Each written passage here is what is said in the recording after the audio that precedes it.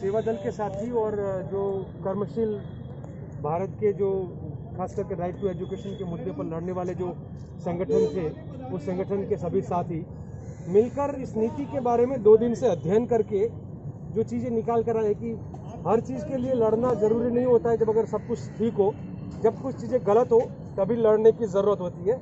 और ख़ास करके मैं ये कहूँगा कि जो नई शिक्षा की जो नीति है वो एक तरीके से हमारे देश की जो राइट टू एजुकेशन का जो हमारा कानून था उसको कमज़ोर करने की ये पॉलिसी है।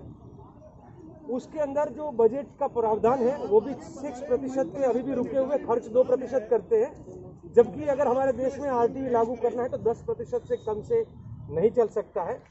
एक और चीज़ जो संघीय ढांचा अपने देश का है, फेडरल स्ट्रक्चर है, उसको कमज़ोर करके इसको पूरी तरह से केंद्रीयकरण करने का, सत्ता का केंद्रीयकरण करने का काम ये सरकार कर रही है। बिना कोई कंसल्टेशन कोई भी बिल आता है, कोई पॉलिसी आता है, उसका संवाद होता है, स्टेट के साथ होता है, जो एकेडमिशियन है उनके साथ होता है, बच्चे के पेरेंट्स के साथ होता है, स्टूडेंट्स के साथ होता है। ये कोई प्रकार का संवाद नहीं, बिना संवाद का है। तो ये एक तरीके से सेंट्रलाइजेशन है। दूसरा है बाजारीकरण को, शिक्षा का व्यापार, शिक्षा को पूरी तरह से बाजार में रखने का ये इनका बहुत बड़ा साजिश है।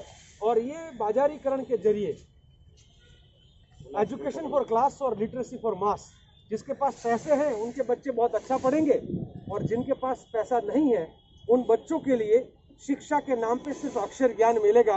तो ये हमारे देश में फिर से ब्रिटिश और मैकोले की स्थिति को लाने का कोशिश है और इसके लिए हम उनके खिलाफ ये जो है लड़ रहे हैं। लड़ने का तरीका राष्ट्रीय स्तर से लेकर हमारा जिलों और ब्लॉक के स्तर पे जो संगठन जहाँ पे है, जहाँ जन आंदोलन है, जहाँ सेवा दल है, हम लोग मिलकर इस लड़ाई को लड़ेंगे।